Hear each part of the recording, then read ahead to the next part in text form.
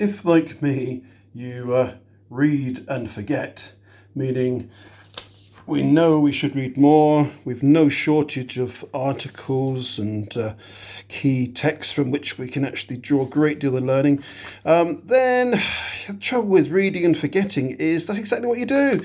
You read something in good faith, 2 weeks later it's very vaguely recollected. So here's something that works for me. I'm not suggesting it'll work for everybody.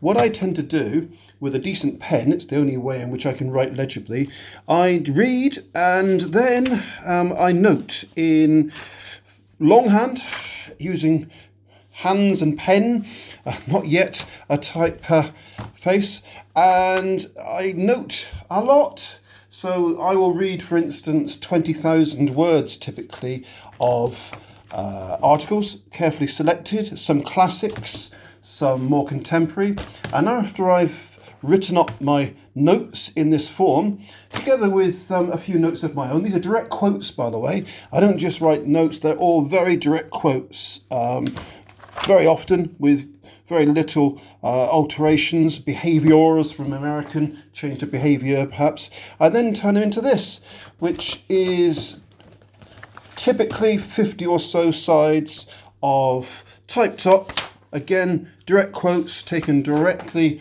from the original texts. I've got 20,000 words on coaching, on mentoring, leadership, change management, learning from work and self-development issues, which is a key interest of mine personally.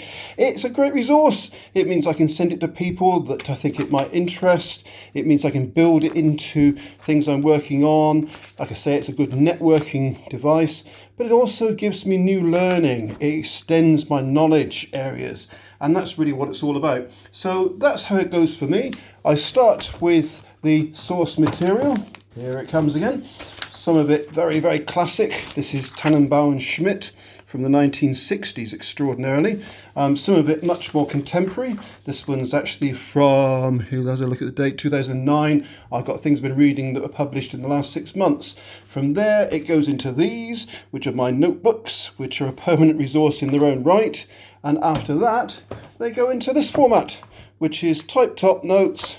Great screeds of it might look like, but it's a very motivating thing to do. It's a very tangible thing to do, to get from thoughts and reading in the abstract to something truly tangible.